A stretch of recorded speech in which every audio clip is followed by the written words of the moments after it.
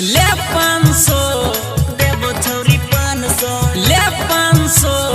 देबो छौरी 500 ले 500 रंग लगाबो देना देबो छौरी 500 ले 500 देबो छौरी 500 ले 500 रिकॉर्डिंग बाय माशाद फिल्म्स रंग लगाबो देना देबो छौरी 500 ले 500 देबो छौरी 500 रंग लगाबो देना देबो छौरी 500 ले 500 देबो छौरी 500 डीजे पे हमरा संगे कले छौरी डांस डीजे पे हमरा संगे कले छौरी डांस ले 500 के रंग लगाबो देना देबो छौरी 500 ले 500 देबो छौरी 500 के रंग लगाबो देना देबो छौरी 500 ले 500 आठोर हमरा नाच डीजे कंचन राज देबो छौरी 500 ले 500 देबो छौरी रंग लगाबो देना देबो छौरी 500 आप सुन रहे हैं जख्मी राजा को भेलो में शादी छौरी चातु कुमार गे होली में कोले न हमरा से प्यार गे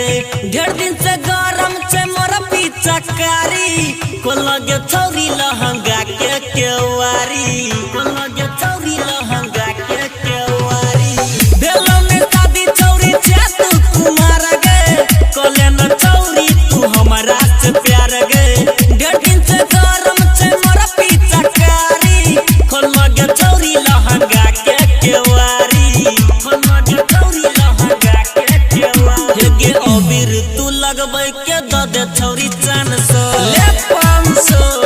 देबो छौरी 500 गे रंग लगाबो देना देबो छौरी 500 ले 500 देबो छौरी 500 डीजे पे हमरा संगे कले लगे डांस डीजे पे हमरा संगे कले लगे डांस ले 500 गे रंग लगाबो देना देबो छौरी 500 ले 500 देबो छौरी 500 गे रंग लगाबो देना देबो छौरी 500 ले 500 देबो छौरी 500 ले 500 देबो छौरी 500 ले 500 देबो छौरी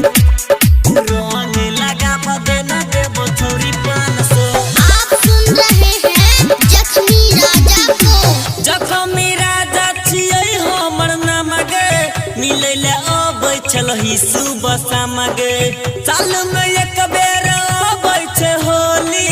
रंग दे छौरी तू अपन चोली रंग दे छौरी तू अपन चोली जख्मी राजा छियै हमर नाम गे